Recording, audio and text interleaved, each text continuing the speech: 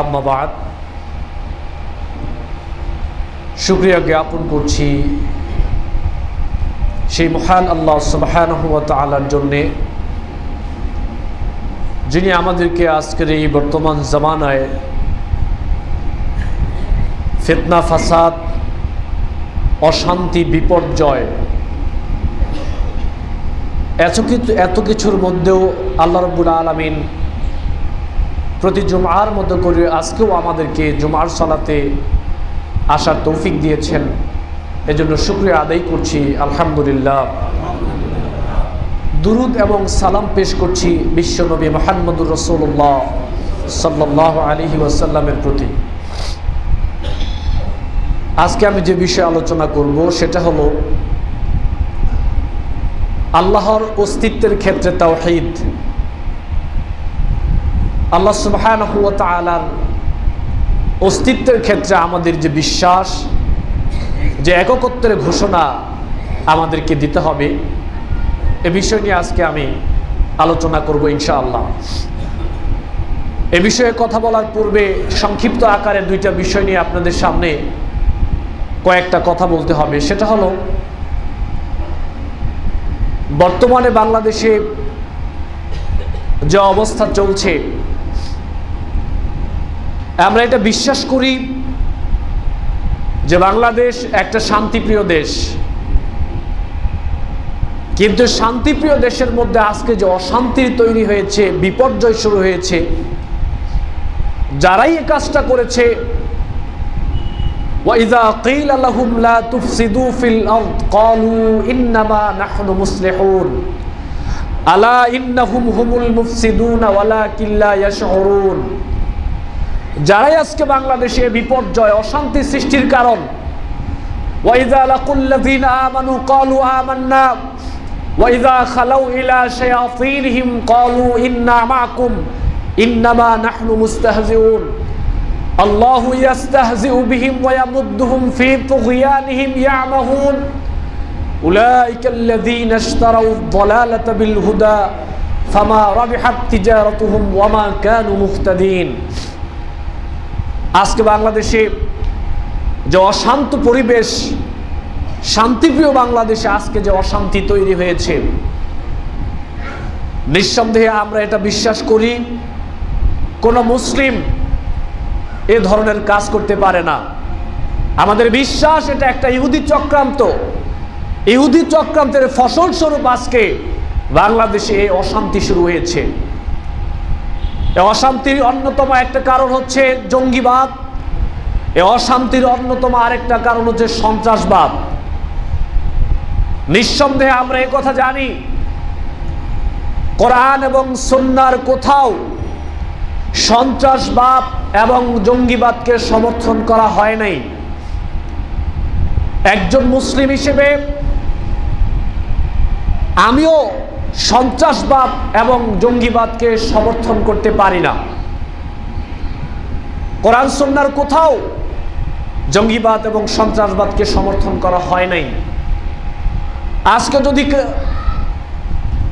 এরকম চক্রান্ত যদি করা হয় যে মুসলিমদের উপর দিয়ে যদি এই বিষয়টা চালানো হয় যে মুসলিমরাই সন্ত্রাসবাদ এবং জঙ্গিবাদ, মুসলিমরাই এ দুটা কাজের সাথে জড়িত, এ কথা যদি প্রমাণ করা হয়, তাহলে এর দ্বারা এটা প্রমাণ করা হবে যে ইসলাম ধর্মটাও হচ্ছে একটা সন্ত্রাসবাদ এবং জঙ্গিবাদের ধর্ম। এজন্য এটা আমাদের বিশ্বাস, কোন মুসলিম তথা ইসলাম সন্ত্রাসবাদ এবং জঙ্গিবাদ করতে পারে না।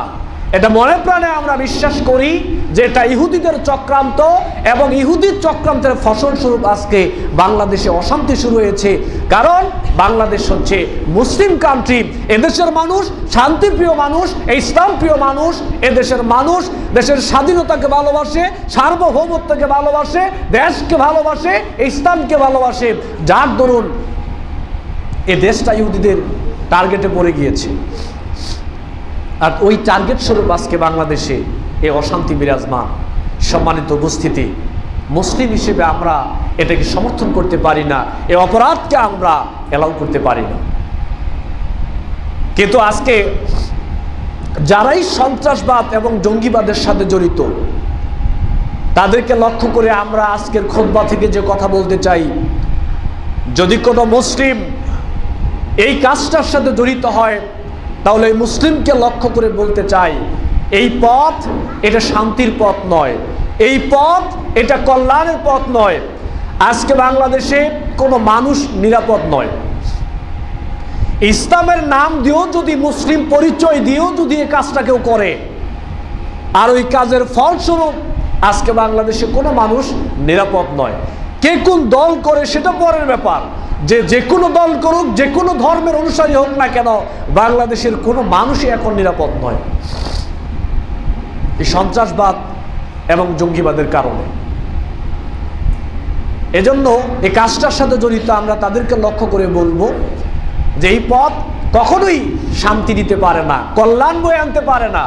ব্যক্তিগত জীবন, পারিবারিক জীবন, সামাজিক জীবন, রাষ্ট্রীয় জীবন, কোনো জায়গায় এই পন্থা কল্যাণ বয়ে আনতে পারে না।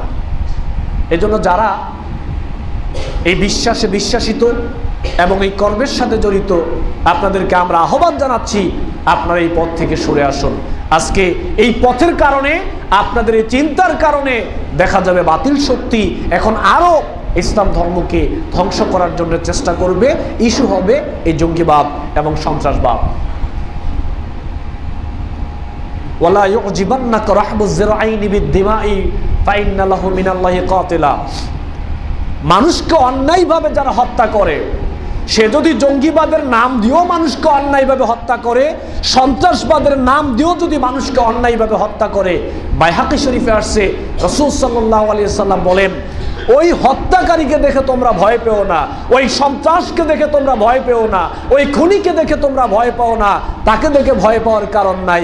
আল্লাহর পক্ষ থেকে ওই সন্ত্রাসের জন্যে, ওই খুনির জন্যে এমন একজন খুনি আল্লাহ রাব্বুল আলামিন প্রস্তুত করে রেখেছেন, যেই খুনি ওই সন্ত্রাসকে, ওই হত্যাকারীকে না মেরে ওই খুনি মারা যাবেন। তার মানে আপনি যদি কাউকে অন্যায়ভাবে হত্যা করেন, তাহলে আপনার জন্য আল্লাহর পক্ষ থেকে এমন একটা হত্যাকারী প্রস্তুত রয়েছে যে আপনাকে হত্যা না করে মারা যাবেন। এটা আল্লাহর বিচার। ইন্না আউওয়ালা মা ইউকদা বাইনান নাসি ফিদ দিমাই, বুখারী শরীফে আসছে কিয়ামতের মাঠে সর্বপ্রথম বিচার হবে মানুষকে অন্যায়ভাবে হত্যা করা। যারাই মানুষকে অন্যায়ভাবে হত্যা করেছে, এটা দাড়ি টুপি পরে হোক, পায়জামা পাঞ্জাবি জুব্বা পরে হোক, আর সাধারণ বেশে হোক, নরমাল মানুষ হোক, দায়িত্বশীল হোক, যে কোনো মানুষ মানুষকে যদি অন্যায়ভাবে হত্যা করে, তাহলে পরকালে তাকে কঠিনভাবে শাস্তির আওতায় আনা হবে। সর্বপ্রথম বিচার হবে মানুষকে অন্যায়ভাবে হত্যা করা। সুতরাং আমরা বলবো, সন্ত্রাসবাদের সাথে যারা জড়িত রয়েছেন, জঙ্গিবাদের সাথে যারা জড়িত রয়েছেন, আপনারা এই পথ, এই পদ্ধতি, এই পন্থা থেকে আপনারা সরে আসুন। এই পথ, এই পন্থা, এই পদ্ধতি কখনোই কল্যাণ বয়ে আনতে পারে না। আল্লাহ রাব্বুল আলামিন আমাদেরকে সঠিক বুঝদান করুন, আমিন। আর রাষ্ট্রশক্তির কাছে আমরা আহ্বান করব, যারা অপরাধী তাদের বিচার হোক, তাদের শাস্তি হোক, কিন্তু নিরপরাধ কোনো মানুষের উপর যেন কোনো জুলুম না হয়, এটা ভালো করে খেয়াল রাখতে হবে। নিরপরাধ মানুষের প্রতি যেন কোনো শাস্তি চাপিয়ে দেওয়া না হয়, এটাও আমাকে খেয়াল রাখতে হবে।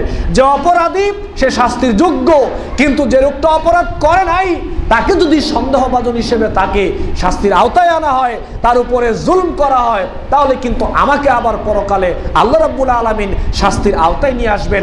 আমাকেও কিন্তু পরকালে আবার শাস্তিযোগ্য অপরাধ, আমাকেও পরকালে শাস্তি পেতে হবে। আমি কেন অন্যায়ভাবে তাকে শাস্তি দিলাম, তার প্রতি জুলুম করলাম, এই বিষয়টাও কিন্তু আমাদের খেয়াল রাখতে হবে, যাতে নিরপরাধ কোনো মানুষ শাস্তির আওতায় না আসে, জুলুমের শিকার যেন না হয়। আর যারা মুমিন তাদের জন্য হচ্ছে ওয়ালা নাবলুওয়ান্নাকুম বিশাইইম মিনাল খাউফ নাসরুম মিনাল্লাহি ফাতহুন করিব। ইনশাআল্লাহ নাসরুম মিনাল্লাহি ফাতহুন করিব। যারা মুমিন তাদেরকে এটা মনে প্রাণে বিশ্বাস করতে হবে। সুতরাং আমরা বাংলাদেশের জন্য দোয়া করছি, আল্লাহ সুবহানাহু ওয়া তাআলা এই শান্তিপ্রিয় বাংলাদেশে আমরা যাতে শান্তি শৃঙ্খলভাবে যেন আমরা আল্লাহর জমিনে আল্লাহর দ্বীনের কাজ করে যেতে পারি। আল্লাহ আমাদের তৌফিক দান করুন, আমিন। এবং একটা কথা আমাদেরকে স্পষ্টভাবে মনে রাখতে হবে, সেটা হলো আদর্শ থেকে সরে গিয়ে কোনো দিন ইসলামের উপকার করা যায় না। এ পৃথিবীতে ইসলাম প্রতিষ্ঠা হওয়ার প্রধান হাতিয়ার হচ্ছে আদর্শ। আদর্শবিহীন ইসলাম প্রতিষ্ঠা করা যায় না। এজন্য আমরা যেন আদর্শিক মুসলিম হিসেবে আদর্শিকভাবে আমরা যেন ইসলামিক কাজ করে যেতে পারি, আল্লাহর জমিনে আল্লাহর দ্বীনকে প্রতিষ্ঠা করার কাজ করতে পারি শান্তিপ্রিয়ভাবে, শৃঙ্খলভাবে। আল্লাহ আমাদের তৌফিক দান করুন, আমিন। এ হলো একটা বিষয়। আর আরেকটা বিষয় হলো, আপনারা সবাই জানেন, পত্রপত্রিকা, টেলিভিশনে আপনারা দেখেছেন যে বাংলাদেশের অনেকগুলো জায়গায় বন্যা পরিস্থিতির এমন অবনতি হয়েছে যে বন্যার কারণে সাধারণ অনেক মানুষ, বিশেষ করে আপনার রাজশাহীতে, চাঁপাইনবাবগঞ্জ, সিরাজগঞ্জ, তারপরে আপনার কুড়িগ্রাম, এভাবে অনেক জায়গায় এতই বন্যা, সেখানে এত বড় মাপের বন্যা হয়েছে যে হাজার হাজার মানুষ এই বন্যার মাধ্যমে ক্ষতিগ্রস্তের শিকার হয়েছেন। যারা বিদেশ থাকেন, প্রবাসী রয়েছেন, যারা বাংলাদেশে রয়েছেন, আমি সবাইকে বিনীতভাবে অনুরোধ করছি, একজন মুসলিম হিসেবে আমার দায়িত্ব হচ্ছে ওই মানুষগুলোর পাশে দাঁড়ানো, সহানুভূতি প্রদর্শন করা, রহমতের দৃষ্টি, রহমতের হাত তাদের পাশে বাড়িয়ে দেওয়া। এটা ইমানদার হিসেবে আমার দায়িত্ব। বুখারী শরীফে আসছে, রাসূল সাল্লাল্লাহু আলাইহি সাল্লাম বলছেন, মান লা ইয়ারহামুন নাস লা ইয়ারহামুহুল্লাহ। যারা মানুষের প্রতি দয়া করে না, আল্লাহ তাদের প্রতি দয়া করে না। ইরহামু মান ফিল আরদ ইয়ারহামুকুম মান ফিস সামা। আল্লাহ নবী বলেন, যেটা বুখারী মুসলিমের হাদিস, যে জমিনে যারা রয়েছে তোমরা তাদের প্রতি রহম করো, তাদের প্রতি তোমরা দয়া করো, তাহলে আসমানবাসী তোমাদের প্রতি দয়া করবেন। তাহলে যারা জমিনে রয়েছে, বিপদগ্রস্ত রয়েছে, তাদের প্রতি আমাদের দয়া করা উচিত। যাদের সামর্থ্য রয়েছে তাদের পাশে আমাদের দাঁড়ানো উচিত। ইবনে মাজাতে একটা হাদিস আসছে, রাসূল সাল্লাল্লাহু আলাইহি সাল্লাম বলেন, ইয়াসুফু আহলুন নার ফায়ামুরু বিহিমুর রাজুলু মিন আহলিল জান্নাহ। রাসূল সাল্লাল্লাহু আলাইহি সাল্লাম বলেন যে জাহান্নামবাসীদের একটা সারিবদ্ধভাবে জাহান্নামবাসীদের একটা দল দাঁড়িয়ে থাকবে, আর জান্নাতি একটা লোক তাদের পাশ দিয়ে যাবে। তখন ওই জাহান্নামের একদল সারিবদ্ধ মানুষ থেকে তারা বলবে, ইয়া ফুলান আমা তারিফুনি, হে অমুক তুমি কি আমাকে চিনো? আনা আল্লাযী সাকাইতুকা শুরবাতান ওয়া ক্বালা বা'দুহুম আনা আল্লাযী ওয়াহাবতু লাকা উদুয়ান। হে অমুক তুমি কি আমাকে চিনো? তুমি একদিন আমার কাছে পানি চেয়েছিলে, তুমি পানি পিপাসার্ত ছিলে, আমি তোমাকে এক গ্লাস পানি পান করিয়েছিলাম, তোমার কি কথা মনে আছে? আরেকজন বলবে, অমুক তুমি কি আমাকে চিনো? তোমার একদিন অজুর পানির প্রয়োজন হয়েছিল, আমি তোমাকে অজুর জন্য পানি দিয়েছিলাম, এই কথা কি তোমার মনে আছে? দুইটা কজ। একজন বলবে আমি তোমাকে এক গ্লাস পানি পান করিয়েছিলাম, আরেকজন বলবে আমি তোমাকে প্রয়োজনের সময় অজুর জন্য আমি তোমাকে পানি দিয়েছিলাম। ফায়াশফাউ লাহু ফায়ুদখিলুল জান্নাহ। অতঃপর এই জান্নাতি ব্যক্তি ওই দুইজন লোককে সুপারিশ করে জান্নাতে নিয়ে যাবে। সুবহানাল্লাহ। তাহলে আজকে যারা বিপদগ্রস্ত, আমরা যদি তাদের পাশে দাঁড়াই, আমাদের সামর্থ্য অনুযায়ী তাদেরকে সহযোগিতা করার চেষ্টা করি, আমাদের রহমতের দৃষ্টি, আমাদের রহমতের হাত যদি আমরা তাদের জন্য বাড়িয়ে দেই, হতে পারে এটাও আমার জান্নাতের জন্য ওসিলা হয়ে যেতে পারে। এজন্য আমি বিনীতভাবে অনুরোধ করছি, যারাই আমার বক্তব্য শুনবেন বা শুনছেন, যাদের সামর্থ্য রয়েছে, বন্যায় যারা ক্ষতিগ্রস্ত হয়েছে তাদের পাশে আমরা দাঁড়ানোর চেষ্টা করব। রাষ্ট্রপক্ষকেও আমরা বলছি, যারা রাষ্ট্রে দায়িত্বশীল রয়েছেন আপনারাও তাদের পাশে দাঁড়ান। অবশ্যই আল্লাহ রাব্বুল আলামিন এর বিনিময়ে আমাদেরকে দিবেন। আল্লাহ আমাদের সবাইকে তৌফিক দান করুন, বলেন আমিন।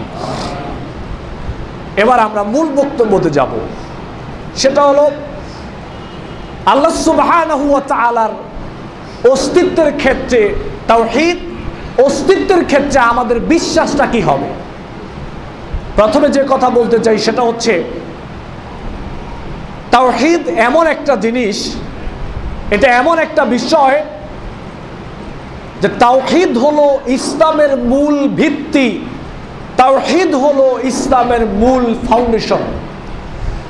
যে মূল ভিত্তি, ফাউন্ডেশন ছাড়া ইসলাম সম্পর্কে কল্পনাই করা যায় না। এই যে বিল্ডিংটা আপনারা দাঁড় করালেন, এই বিল্ডিং এত সুন্দর করে করলেন, এই বিল্ডিং এর মূল ভিত্তি এটা যদি মজবুত না হয়, এটা যদি আপনি ভালোভাবে না করেন, তাহলে কিন্তু বিল্ডিং দাঁড়াবে না, বা বিল্ডিংটা যদি দাঁড়ায় বিল্ডিংটা ভেঙে যাবে। ইসলাম হচ্ছে একটা বিল্ডিং, এই ইসলামের বিল্ডিং এর মূল ভিত্তি হচ্ছে তাওহীদ। এই তাওহীদ যদি মজবুতভাবে আমরা বুঝতে না পারি, দাঁড় করাতে না পারি, এই তাওহীদ যদি আমরা মজবুতভাবে বিশ্বাসিত না হতে পারে, তাহলে ইসলামটাও এই বিল্ডিং এর মতোই হবে, ভালোভাবে দাঁড়াবে না, যদি তাওহীদ জিনিসটা আমরা না বুঝি। তাওহীদ এমন একটা মূল্যবান বিষয় যে তাওহীদের কারণে কিন্তু পৃথিবী ধ্বংস হচ্ছে না। তাওহীদ এমন একটা বিষয় যে তাওহীদের কারণে পৃথিবী ধ্বংস হচ্ছে না। মুসলিম শরীফে একটা হাদিস আসছে, রাসূল সাল্লাল্লাহু আলাইহি সাল্লাম বলেছেন, লা তাকুমুস সাআতু হাত্তা লা ইউকালা ফিল আরদি আল্লাহ আল্লাহ, লা তাকুমুস সাআতু হাত্তা লা ইউকালা ফিল আরদি লা ইলাহা ইল্লাল্লাহ। কিয়ামতের অসংখ্য আলামত প্রকাশিত হয়েছে, মনে হচ্ছে যেন কিয়ামত আর বেশি দেরি নাই, কিয়ামত হয়ে যাবে। কিন্তু আরেকটা দিকে যদি আমরা তাকাই, তাহলে মনে হয় যে কিয়ামত অনেক দূরে। মুহাম্মদ সাল্লাল্লাহু আলাইহি সাল্লাম বলছেন, এই পৃথিবী ততদিন পর্যন্ত ধ্বংস হবে না যতদিন পর্যন্ত আল্লাহর জমিনে একজন তাওহীদবাদী মানুষ থাকবে। একজন মানুষও যদি তাওহীদবাদী থাকে, ততদিন পর্যন্ত পৃথিবী ধ্বংস হবে না। আর আমরা এটার অপব্যাখ্যা করেছি কি, এই জমিনে একজন মানুষ যদি আল্লাহ আল্লাহ জিকির করে, ততক্ষণ পর্যন্ত পৃথিবী ধ্বংস হবে না।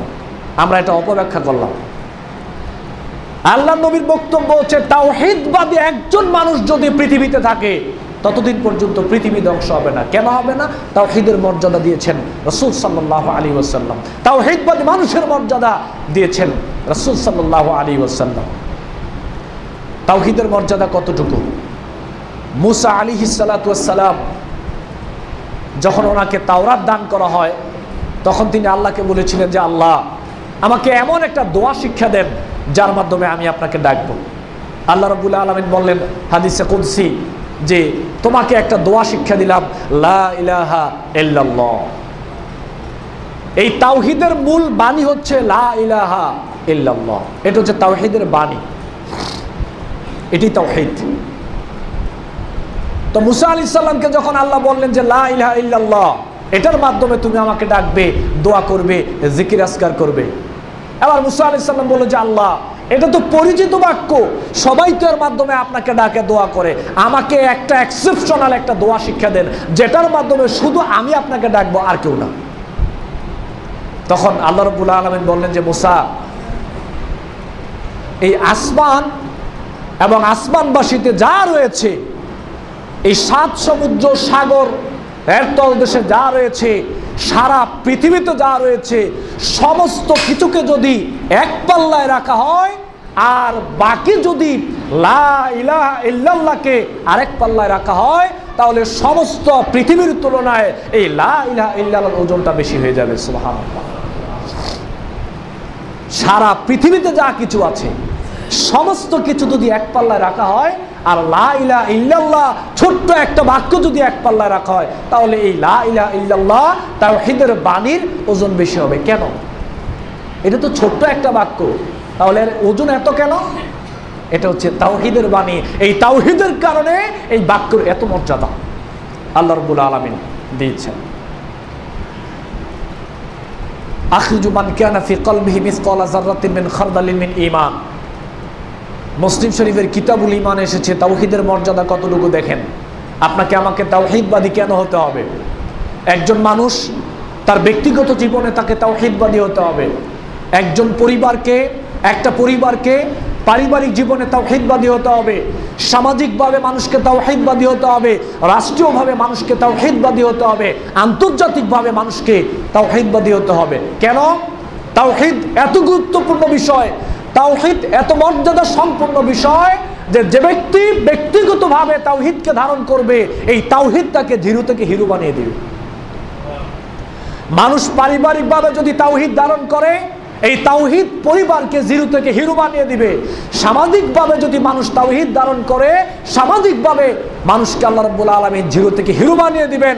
রাষ্ট্রীয়ভাবে যদি মানুষ তাওহীদ ধারণ করে, তাওহীদবাদী হতে পারে, রাষ্ট্রীয়ভাবে আল্লাহ রাব্বুল আলামিন রাষ্ট্রকে জিরো থেকে হিরো বানিয়ে দিবেন।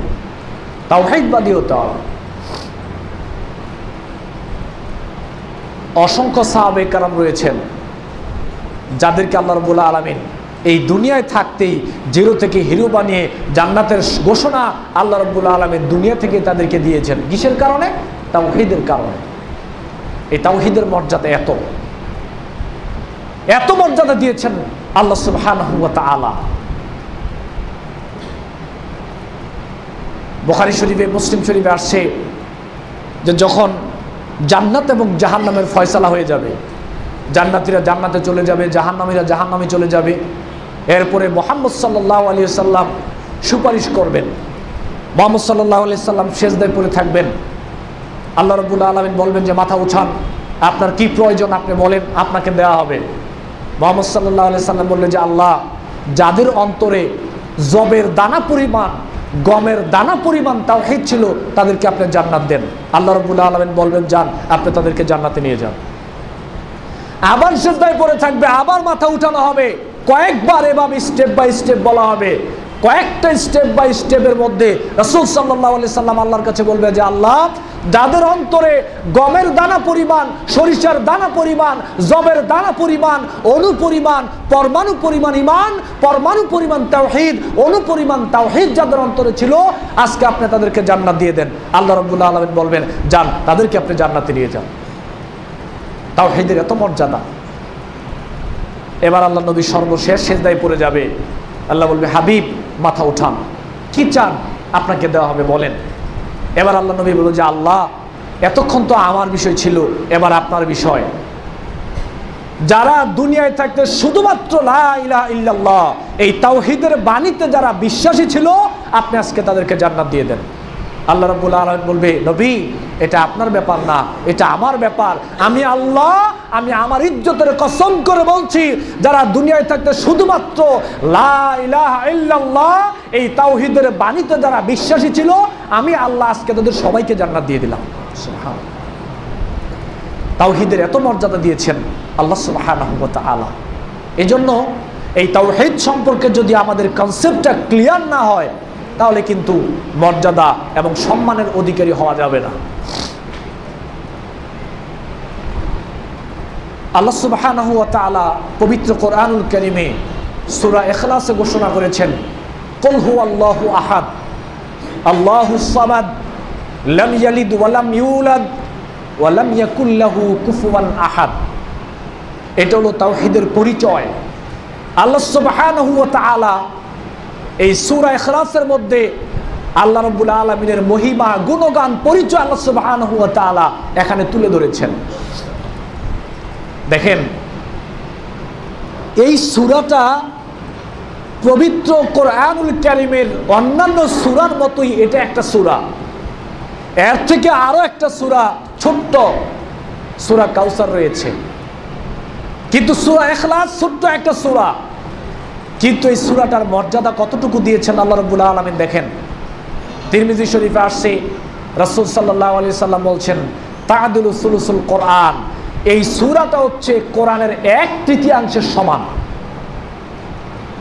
দেখতে 1/3 সমান না, মর্যাদাগত দিক দিয়ে এই সূরাটা কোরআনের 1/3 সমান মর্যাদা আল্লাহ রাব্বুল আলামিন এই সূরা ইখলাসকে দিয়েছেন। কেন দিয়েছেন? এটা তো ছোট্ট একটা সূরা, কেন দিয়েছেন? তাওহীদের কারণে দিয়েছেন। এই সূরার মধ্যে তাওহীদের কথা, তাওহীদের পরিচয়, আল্লাহর পরিচয়, আল্লাহর মহিমা, আল্লাহর গুণগান আল্লাহ রাব্বুল আলামিন এই সূরাতে করেছেন বিদায় আল্লাহ রাব্বুল আলামিন এই সূরাকে এত মর্যাদা দিয়েছেন। বুখারী, মুসলিম শরীফে আসছে, বাসা রাসূলুল্লাহ সাল্লাল্লাহু আলাইহি সাল্লাম রাজুলান আলা সারিয়াতিন, আল্লাহ নবী জৈনক এক ব্যক্তিকে একটা ক্ষুদ্র সেনাবাহিনীর অধিনায়ক নিযুক্ত করে প্রেরণ করলেন। ফাকানা ইয়াকরাউ লি আসহাবি ফি সালাতিহিম ফায়াখতুমু কুল হুয়াল্লাহু আহাদ। ওই লোকটা সেখানে যতবার সালাতের ইমামতি করেছেন, প্রত্যেকটা সালাতের মধ্যেই প্রত্যেকটা রাকাতেই তিনি সূরা ইখলাস, কুল হুয়াল্লাহু আহাদ এটা দিয়ে তিনি সালাত শেষ করতেন, রাকাত শেষ করতেন। ফালাম্মা রাজাউ যাকারু যালিকা লিরাসূলিল্লাহ সাল্লাল্লাহু আলাইহি সাল্লাম, অতঃপর তারা যখন ওইখান থেকে ফিরে আসলেন, আল্লাহর নবীর কাছে আসার পরে এই ঘটনাটা তারা আল্লাহর নবীর কাছে উল্লেখ করলেন যে ইয়া রাসূলুল্লাহ, তিনি কেউ প্রত্যেকটা সালাতেই এই কুল হুয়াল্লাহ দিয়ে শেষ করতেন। এবার আল্লাহ নবী বললেন, সালুহুলি আইয়ি শাইইন ইয়াসনাউ যালিক, তাকে জিজ্ঞেস করো সে প্রত্যেকটা সালাতে এরকম কেন করত, তাকে তোমরা জিজ্ঞেস করো। ফাসালুহু, তাকে যখন তারা জিজ্ঞেস করলো সে বলল, লিআন্না সিফাতুর রহমান ফাআনা উহিব্বু আন আকরা বিহা। তাকে জিজ্ঞেস করা হলো, তুমি কেন এরকম করতা, প্রত্যেকটা রাকাতেই তুমি কুল হুয়াল্লাহ দিয়ে কেন রাকাত শেষ করতা? সে লোকটা বলল যে এই সূরার মধ্যে আল্লাহ রাব্বুল আলামিন আল্লাহর নিজের গুণগান বর্ণনা করেছেন, মহিমা বর্ণনা করেছেন, আল্লাহর পরিচয় আল্লাহ রাব্বুল আলামিন এই সূরার মধ্যে তুলে ধরেছেন, যার দরুন আমি এই সূরাকে ভালোবাসি। আর আমি প্রত্যেকটা রাকাতেই এই সূরাটা পড়তাম, এজন্য আমি এই সূরাটাকে ভালোবাসি। কেন ভালোবাসি? এই সূরাটা আল্লাহর পরিচয়, আল্লাহর মহিমা, আল্লাহর গুণগান আল্লাহ বর্ণনা করেছেন বিদায় তাওহীদের কথা এই সূরাতে রয়েছে। আর আমি ভালোবাসি, এই সূরাটাকে ভালোবেসেই আমি প্রত্যেকটা রাকাতে এটা পড়তাম। রাসূল সাল্লাল্লাহু আলাইহি সাল্লাম বললেন, আখবিরুহু আন্নাল্লাহা ইউহিব্বুহু। রাসূল সাল্লাল্লাহু আলাইহি সাল্লাম তাকে তৎক্ষণাৎ ঘোষণা দিয়ে বললেন, তাকে জানিয়ে দাও যেহেতু আল্লাহকে সে ভালোবাসে, আল্লাহর পরিচয়, আল্লাহর গুণগান, আল্লাহর মহিমা, তাওহীদ এখানে যে বর্ণিত হয়েছে, আর ওই কারণে সেই সূরাকে ভালোবাসে। আল্লাহ রাব্বুল আলামিন আমাকে জানিয়েছে, তোমরা তাকে জানিয়ে দাও আল্লাহ রাব্বুল আলামিন তাকে ভালোবাসেন। সুবহানাল্লাহ। তাওহীদের কারণে ছোট্ট একটা সূরা এত মর্যাদা, সাহাবী আল্লাহর ভালোবাসা অর্জন করেছেন কেন? এই তাওহীদের কারণে। সম্মানিত উপস্থিতি, তাওহীদের অনেক মর্যাদা রয়েছে, কিন্তু আমরা যদি তাওহীদবাদী না হতে পারি তাহলে সেই মর্যাদার অধিকারী আমরা হতে পারবো না। এজন্য তাওহীদকে বোঝানোর জন্য কয়েকটা ভাগে ভাগ করা হয়েছে। আমি সময় সাপেক্ষে সে কথাগুলো আপনাদের সামনে নিয়ে আসব, কিন্তু আজকে বলবো একটা ব্যাপার, সেটা হলো আল্লাহর অস্তিত্বের ক্ষেত্রে আমাদেরকে তাওহীদবাদী হতে হবে কিভাবে। সংক্ষিপ্ত আকারে বলব। দেখেন, আল্লাহ রাব্বুল আলামিন বলছেন কুল হুয়াল্লাহু আহাদ। আল্লাহ হচ্ছেন একক, এক, অদ্বিতীয়। আল্লাহ সুবহানাহু ওয়া তাআলা এক ও একক, অদ্বিতীয়। আল্লাহুস সামাদ, আল্লাহ কারো মুখাপেক্ষী নন, সবাই হচ্ছে আমরা আল্লাহর মুখাপেক্ষী। লাম ইয়ালিদ ওয়া লাম ইউলাদ, আল্লাহ সুবহানাহু ওয়া তাআলা কাউকে জন্ম দেননি, আল্লাহ রাব্বুল আলামিন কারো থেকে জন্ম নেননি। যদিও ইহুদি খ্রিস্টানরা বলতো ওয়াকালাতিল ইয়াহুদু উযাইরুন ইবনুল্লাহ ওয়াকালাতিন নাসারা আল মাসীহ ইবনুল্লাহ। ইহুদিরা বলতো উযাইর আল্লাহর পুত্র, নাসারারা বলতো যে মাসীহ আল্লাহর পুত্র। অথচ আল্লাহ রাব্বুল আলামিন বলছেন লাম ইয়ালিদ ওয়া লাম ইউলাদ, আল্লাহ কারো থেকে জন্মগ্রহণ করেননি, আল্লাহ কাউকে জন্ম দেননি। যারা বলছে যে আল্লাহর সন্তান রয়েছে, তাদের প্রোটেক্ট করার জন্য আল্লাহ রাব্বুল আলামিন স্পষ্ট আল্লাহ রাব্বুল আলামিনের পরিচয় জানিয়ে দিলেন। কুল হুয়াল্লাহু আহাদ ওয়া ইলাহুকুম ইলাহু ওয়াহিদ লা ইলাহা ইল্লা হুয়ার রহমানুর রহিম। আল্লাহ বলছে আমি এক ও একক, অদ্বিতীয়। এখন আজকের যুগে এসে এ কথাগুলো আমি কেন বলছি, আমি কয়েকটা পয়েন্ট আজকে আপনাদেরকে ধরিয়ে দিতে চাচ্ছি। এ কারণে যে আজকে বর্তমানে ইসলাম থেকে মানুষকে দূরে সরানোর জন্যে অনেকভাবে চেষ্টা চালানো হচ্ছে। এর মধ্যে একটা হচ্ছে আল্লাহ রাব্বুল আলামিনের অস্তিত্ব সম্পর্কে যারা কলেজ ইউনিভার্সিটিতে পড়ালেখা করে স্টুডেন্টদের সামনে কিছু উন্মুক্ত প্রশ্ন ছেড়ে দেওয়া হচ্ছে, আর ওই প্রশ্নের উত্তর যুবকরা বুঝতে পারছে না, দিতে পারছে না। তারাও ওই বিশ্বাসে বিশ্বাসিত হয়ে তারাও কিন্তু ইসলাম থেকে বেরিয়ে যাচ্ছে, অস্বীকারী তারা হয়ে যাচ্ছে। এজন্য আমি কয়েকটা কথা আপনাদের সামনে তুলে ধরার চেষ্টা করছি, একটু খেয়াল করেন। আল্লাহ বলছে আমি আল্লাহ একক, একক। কিন্তু আজকে বর্তমানে বা পিছনেও ছিল যে আমরা মানুষদেরকে বিভ্রান্ত করার চেষ্টা করছি এভাবে যে সমস্ত পৃথিবীটা আল্লাহ রাব্বুল আলামিন সৃষ্টি করেছেন। এবার শয়তান আমাদের ভিতরে একটা প্রশ্ন ঢুকিয়ে দিল, তাহলে আল্লাহকে কে সৃষ্টি করেছেন? সমস্ত পৃথিবীতে যা কিছু রয়েছে আল্লাহ সৃষ্টি করেছেন। এবার শয়তান আমাদের ভিতরে প্রশ্ন ঢুকিয়ে দিল, তাহলে আল্লাহকে কে সৃষ্টি করেছেন? কি জবাব দিবেন? যার ভিতরে কোরআন হাদিসের জ্ঞান নাই, কলেজে পড়ে, স্কুলে পড়ে, তারপরে ভার্সিটিতে পড়ে, অনেক টিচার রয়েছেন, সেখানে ছেলে মেয়েদেরকে এভাবে প্রশ্ন ছুড়ে দিচ্ছেন যে তোমরা যে আল্লাহর কথা বলছো, বলো তো এই আল্লাহকে কে সৃষ্টি করেছেন? এবার সে কি উত্তর দিবে? কি উত্তর দিবে? মুসলিম শরীফের একটা হাদিস, প্রথমে হাদিসের কথা বলে পরে কয়েকটা যুক্তি দিব। রাসূল সাল্লাল্লাহু আলাইহি সাল্লাম বলেন, লা ইয়াতাসাআলুন নাস, মানুষ লা ইয়াজালুন নাস ইয়াতাসাআলুনা, মানুষ পরস্পর কথা বলতে থাকে, পরস্পর যুক্তি তর্ক বিতর্কে মানুষ লিপ্ত হয়। লাম্মা খালাকাল্লাহুল খালকা ফামান খালাকাল্লাহ, এক পর্যায়ে মানুষ বলে এটা আল্লাহ সৃষ্টি করেছেন, এটা আল্লাহ সৃষ্টি করেছেন, এটা আল্লাহ সৃষ্টি করেছেন, কাজা ওয়া কাজা, এগুলো আল্লাহ সৃষ্টি করেছেন। শেষ পর্যায়ে বলে উঠে, আচ্ছা তাহলে আল্লাহকে কে সৃষ্টি করেছেন? আল্লাহ নবী বলছেন, এই প্রশ্ন যদি তোমাদেরকে কেউ করে বা তোমাদের মাথায় যদি এই চিন্তাটা আসে, তখন তোমরা বলবে আমানতু বিল্লাহি ওয়া রাসূলিহি ফামান ওয়াজাদা মিন যালিকা শাইআন। এরকম কোন প্রশ্ন যদি তোমাদের মাথায় ঢোকে বা তোমাদেরকে কেউ বলে, তখন তোমরা বলবে আমানতু বিল্লাহি ওয়া রাসূলিহি, আমরা আল্লাহ এবং তার রাসূলের প্রতি ঈমান আনয়ন করলাম। এই প্রশ্ন কেউ করলেই প্রথমে আপনি এটা বললেন যে আমি আল্লাহর প্রতি ঈমান এনেছি, রাসূলের প্রতি ঈমান এনেছি। তাহলে এটা হলো হাদিসের প্রতি আমল এই প্রশ্নের ক্ষেত্রে। এবার এই প্রশ্নের আলোকে আল্লাহকে কে সৃষ্টি করেছেন, আমরা কিছু বাস্তবতা এবং যুক্তিতে যাব। সেটা হলো, ভালো করে খেয়াল করতে হবে এই পয়েন্টে কথা।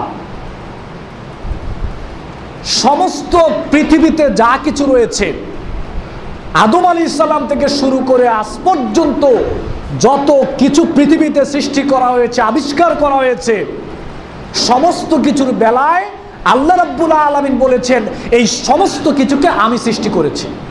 আল্লাহ বলছেন সমস্ত কিছু আমি সৃষ্টি করেছি। ওয়ালাইন সালতাহুম মান খালাকাস সামাওয়াতি ওয়াল আরদ, আসমান জমিন কে সৃষ্টি করেছে? কাফেররা বলছেন আল্লাহ। ওয়ালাইন সালতাহুম মান খালাকাহুম, তোমাদেরকে কে সৃষ্টি করেছে? কাফেররা বলেছেন আল্লাহ। ইয়া আইয়ুহান নাস উবুদু রাব্বাকুমুল্লাযী খালাকাকুম ওয়াল্লাযীনা মিন ক্বাবলিকুম, হে মানব সকল, ইবাদত শুধু আমার করো, কারণ আমি তোমাদেরকে সৃষ্টি করেছি, তোমাদের পূর্ববর্তীদেরকে আমি আল্লাহই সৃষ্টি করেছি। তাহলে আল্লাহ দাবি করছেন যে পৃথিবীর সমস্ত কিছুকে আমি আল্লাহ সৃষ্টি করেছি। এবার ছোট্ট করে একটা প্রশ্ন করতে চাই, আপনারা আনসারটা দেওয়ার চেষ্টা করবেন। এই পৃথিবীতে এখন পর্যন্ত কেউ কি কোনো পিসাব বলেন, আলেম ওলামা বলেন, বা কোনো রাষ্ট্রের দায়িত্বশীল বলেন, বা শয়তান বলেন, এই পৃথিবীতে এই পর্যন্ত কেউ কি এই দাবি করেছে যে আমি আল্লাহকে সৃষ্টি করেছি? কেউ করেছে? বলেন সবাই, কেউ করেছে? না, এরকম কোনো প্রমাণ আমরা পাই নাই যে কেউ দাবি করেছে যে আমি আল্লাহকে সৃষ্টি করেছি। এই পয়েন্টে একটা বিষয় খেয়াল রাখেন, আমাদের এই মসজিদে 5 কোটি টাকা দামের একটা মূল্যবান জিনিস এখানে পড়ে গেছে, এটা পড়ে রয়েছে। তো নামাজ শেষে ইমাম সাহেব দেখলো যে এখানে একটা মূল্যবান জিনিস যার দাম পরে জানা গিয়েছে 5 কোটি টাকা, এটা পড়ে আছে। এবার ইমাম সাহেব পরের দিন নামাজের মধ্যে বললেন যে মহামূল্যবান একটা জিনিস এই মসজিদে পাওয়া গিয়েছে, যদি কেউ পেয়ে থাকেন তাহলে হাত তোলেন।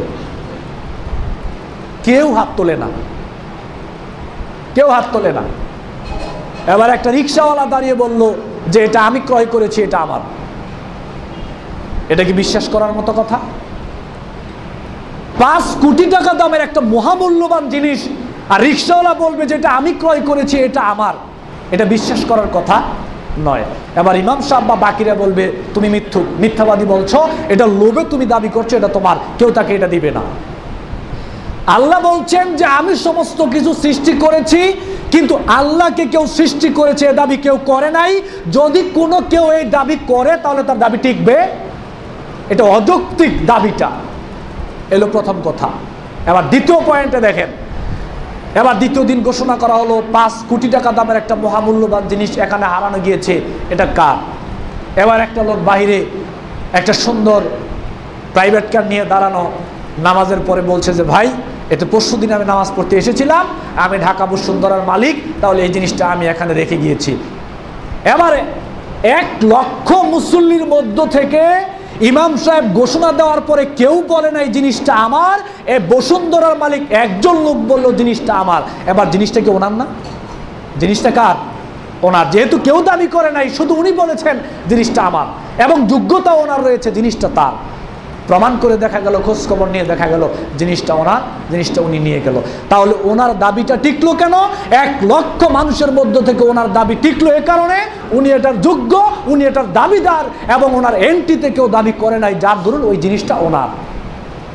তো পৃথিবী সৃষ্টি করেছেন আল্লাহ, আল্লাহ দাবি করেছেন, আল্লাহ যুক্তি দিয়েছেন, সমস্ত কিছুর মাধ্যমে আল্লাহ প্রমাণ করেছেন যে আল্লাহ রাব্বুল আলামিন সৃষ্টি করেছেন সমস্ত কিছু।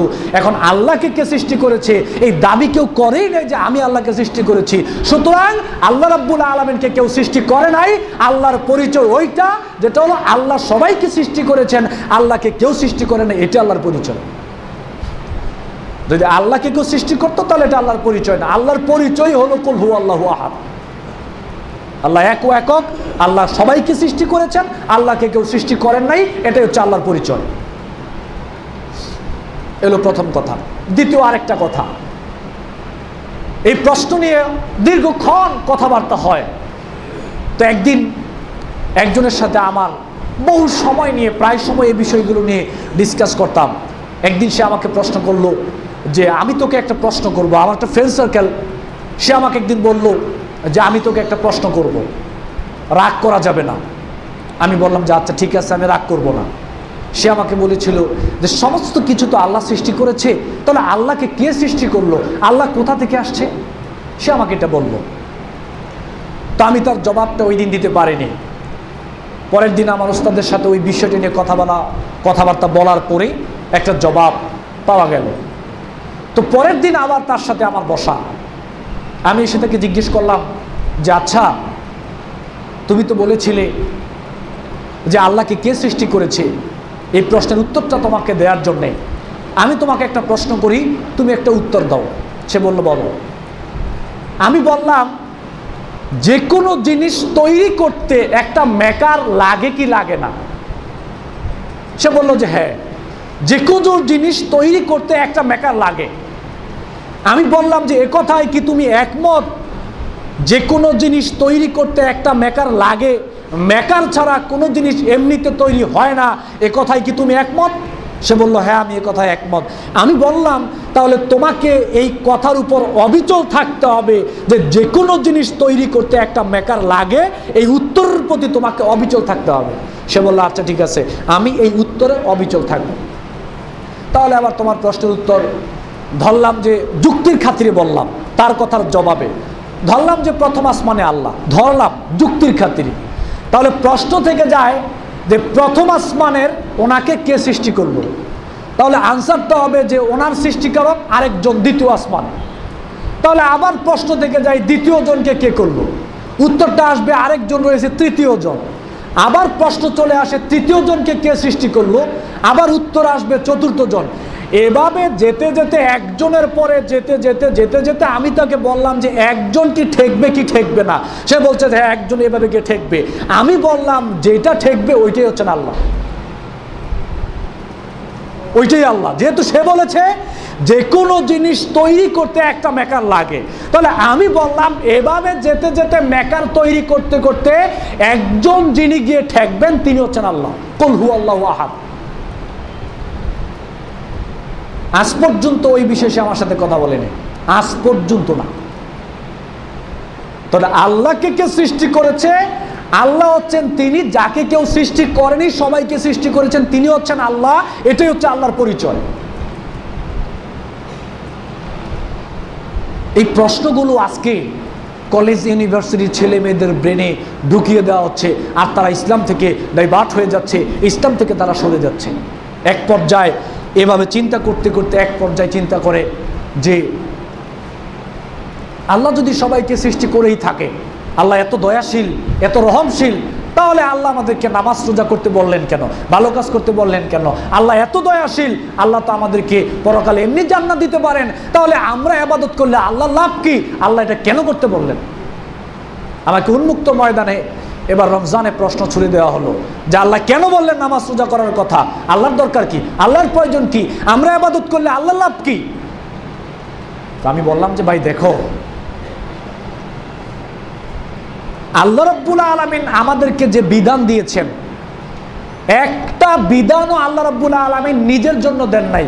আল্লাহ সব বিধান দিয়েছেন মানুষের প্রয়োজনে, আল্লাহর কোনো প্রয়োজন নাই। আপনি ইবাদত করলেও আল্লাহর কোনো সমস্যা নাই, ইবাদত না করলেও আল্লাহর কোনো সমস্যা নাই। আপনি ইবাদত করলেও আল্লাহর কোনো লাভ নাই, না করলেও আল্লাহর কোনো লাভ নাই। আল্লাহ সুবহানাহু ওয়া তাআলা আমাদেরকে যা কিছু করতে বলেছেন এটা আমাদের কল্যাণের জন্যই করতে বলেছেন। ইসলামের যতগুলো বিধান রয়েছে প্রত্যেকটা বিধানের দুইটা কল্যাণ, একটা হচ্ছে দুনিয়াবি কল্যাণ আর একটা হচ্ছে পরকালীন কল্যাণ। এবার আল্লাহ যে আমাদেরকে বললেন আল্লাহর ইবাদত করার জন্য, ভালো কাজ করার জন্য, এটা আল্লাহ কেন বললেন একটা জিনিস খেয়াল করেন।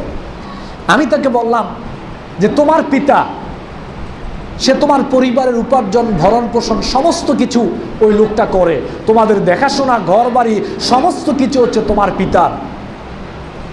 এবার আমি তাকে বললাম তোমার পরিবার চলে কার কথায়? বললো আমার পিতার কথায়। আমি বললাম তোমার পিতার কথায় চলবে কেন, তোমার পরিবার তোমার কথায় চলুক? বললো যে না, আমার পিতা তো এটা মানবে না। আমি বললাম কেন মানবে না?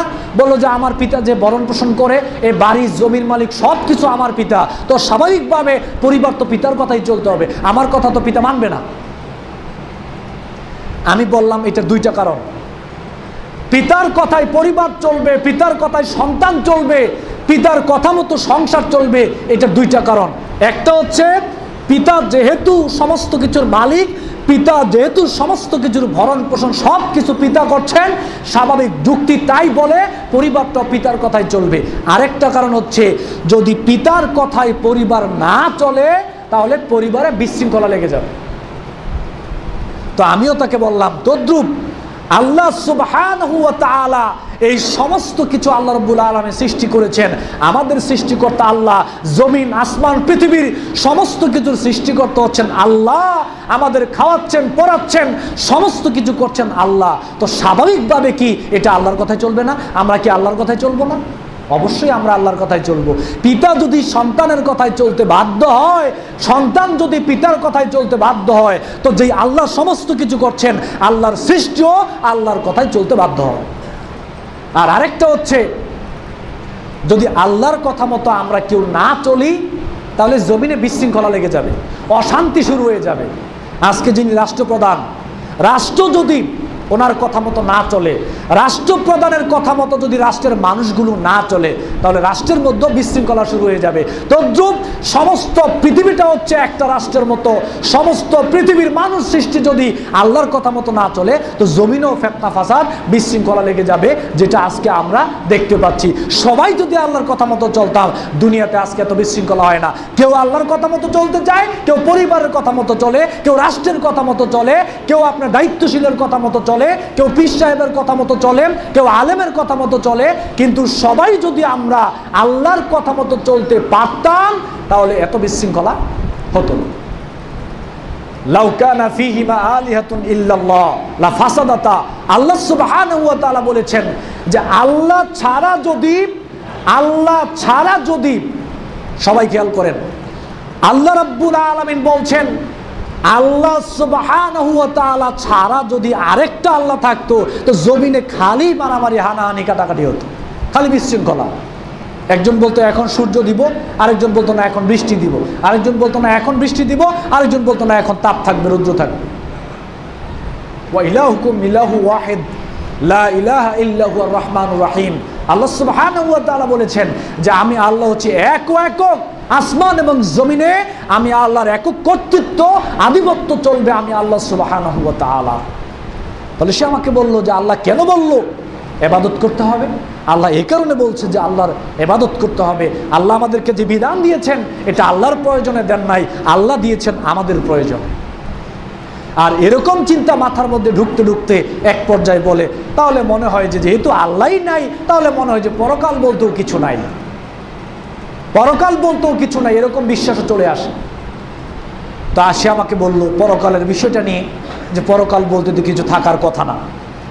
তা আমি তাকে বললাম আলী রাদিয়াল্লাহু তাআলা আনহুর কথাটা আমি তাকে বলে দিলাম আমি বললাম যে দেখো, তোমাকে আর আমাকে চট্টগ্রাম যেতেই হবে, তোমাকে আমাকে চট্টগ্রাম যেতেই হবে, যে কোনো কিছুর বিনিময়ে চট্টগ্রাম আমাদেরকে যেতেই হবে। এবার আমি আর তুমি বাড়ি থেকে বের হলাম চট্টগ্রাম যাওয়ার জন্যে। কিছু দূর যাওয়ার পরে একজন এসে বললো যে ভাইজান কোথায় যান? আমরা বললাম যে আমাদেরকে চট্টগ্রাম যেতেই হবে, না গিয়ে কোনো উপায় নাই। এবার ওই লোকটা বললো যে ভাই চট্টগ্রাম যে যাচ্ছেন, ঢাকা গেলে আপনাদেরকে চেক আপ করা হবে, আপনাদের সাথে যদি 5,000 করে টাকা না থাকে তো ঢাকা থেকে চট্টগ্রাম আপনাদেরকে যেতে দিবে না। ওই ঢাকা থেকে চট্টগ্রাম যেতে হলে 5,000 টাকা লাগবেই, এটা ছাড়া যাওয়া যাবে না। এবার আমি তৎক্ষণাৎ 5,000 টাকা নিয়ে নিলাম। ওই লোকটা বললো যে না, 5,000 টাকা লাগবে না। আমি বললাম কেন লাগবে না? সে বললো আমি একটু আগে আসলাম, দেখে আসলাম যে সেখানে 5,000 টাকা লাগে না। সে বলছে না ভাই, আমি মাত্র আসলাম, 5,000 টাকা লাগে। 5,000 টাকা ছাড়া চট্টগ্রাম যেতে দিবে না, অথচ চট্টগ্রাম যেতেই হবে। সে বলছে লাগবে না, আমি বলছি লাগবে। সে বলছে লাগবে না, আমি বলছি লাগবে। এক পর্যায়ে এরকম সে নিবেই না, কারণ সে 100% কনফিডেন্স যে সেখানে 5,000 টাকা লাগে না। তো আমি তাকে বললাম যে ভাই দেখো, সেখানে যদি গিয়ে দেখি যে 5,000 টাকা না লাগে তাহলে তো দুজনেই চলে যেতে পারবো, কিন্তু যদি গিয়ে দেখি 5,000 টাকা লাগে তো তুমি তো ধরা খেয়ে যাবে, আমি তো বেঁচে যাবো, যেহেতু আমার কাছে 5,000 টাকা আছে।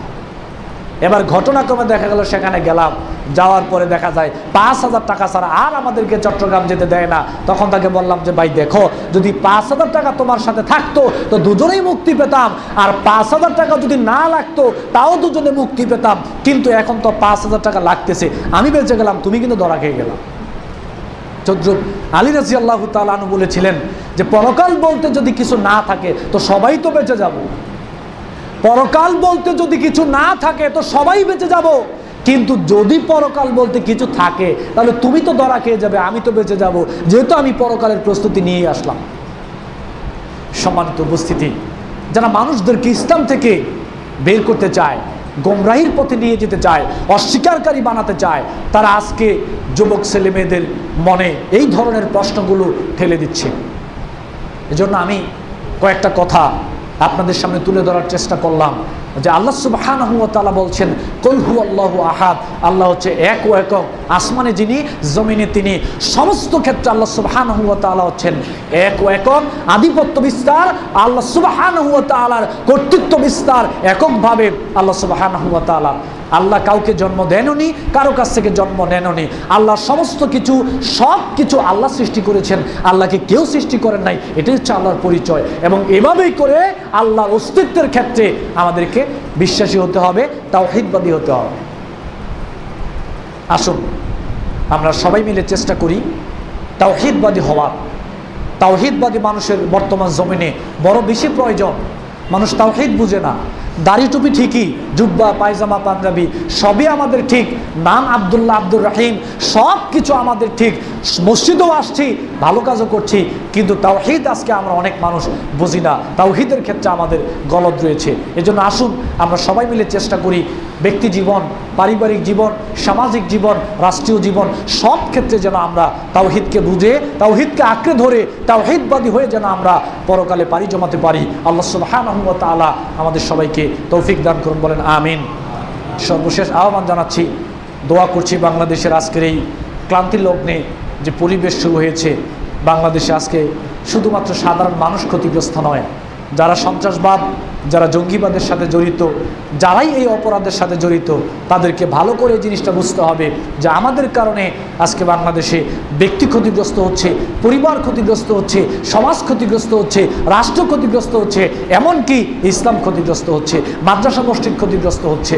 এজন্য বিনীতভাবে অনুরোধ করছি, এই চিন্তা ভাবনা যাদের মাথায় রয়েছে, আপনারা এই পন্থা পদ্ধতি ছেড়ে দিয়ে আল্লাহর জমিনে আল্লাহর দিনটাকে বুঝে শৃঙ্খলভাবে, শান্তিপ্রিয় বাংলাদেশে শান্তিপ্রিয়ভাবে, শৃঙ্খলভাবে মুসলিমরা যাতে ঐক্যবদ্ধ হয়ে আল্লাহর জমিনে আল্লাহর দিনের কাজ করে যেতে পারি। আল্লাহ সুবহানাহু ওয়া তাআলা আমাদের সবাইকে সেই তৌফিক দান করুন। আমিন। ওয়া আখিরু দাওয়ানা আলহামদুলিল্লাহি রাব্বিল আলামিন।